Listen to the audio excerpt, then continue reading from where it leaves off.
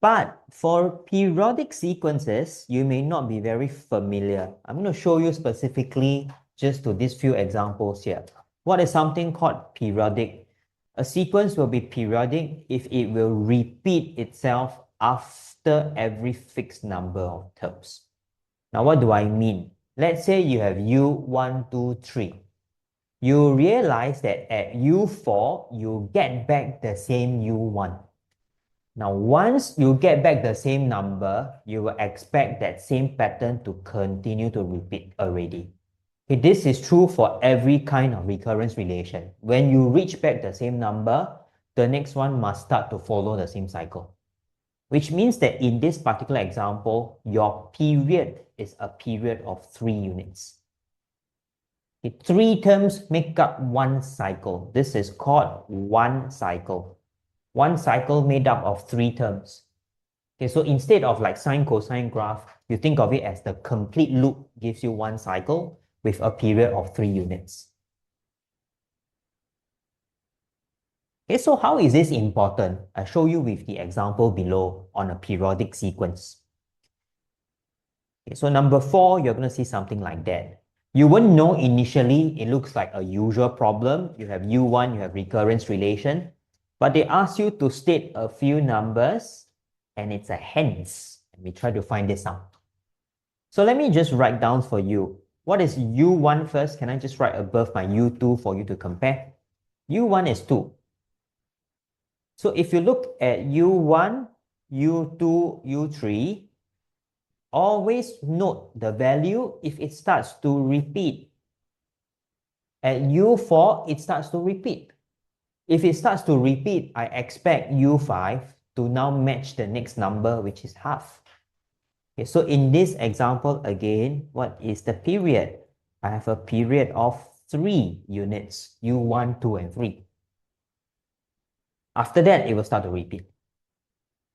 So how does that help you to solve for this example? I have R is 1 to 50 of my UR. Taking note that every 3 terms actually gets back the same thing again. So let's try to split it up. I will split it up as U1, U2, U3. How many of these cycles do I expect to get up to the term 50? Okay, so in order to let you see, I just do slowly. Then we continue to add U4, U5, U6. We group every 3 units together, since they are all the same. Then I continue this way until what number do I get? Let's take the value 50. What is the largest multiple of 3 that is still below 50? Which means you divide by 3, I check for the remainder. I will get a remainder of 2. 48 is the largest number before 50 that you can divide by 3. 48 is the largest. So it will give a remainder of 2.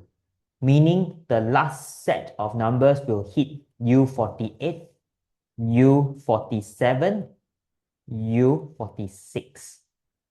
If I go for every 3 units, I will reach U48, which makes U49 and U50 become your loose terms at the back.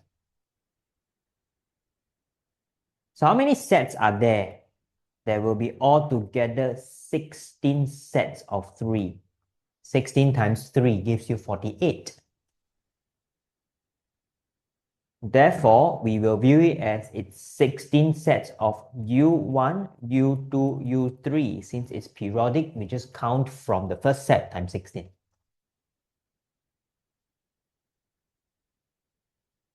U49 is what term? After you complete the cycle, U49 goes back to U1. U50 goes back to U2. Okay, it's a cycle of 3 units.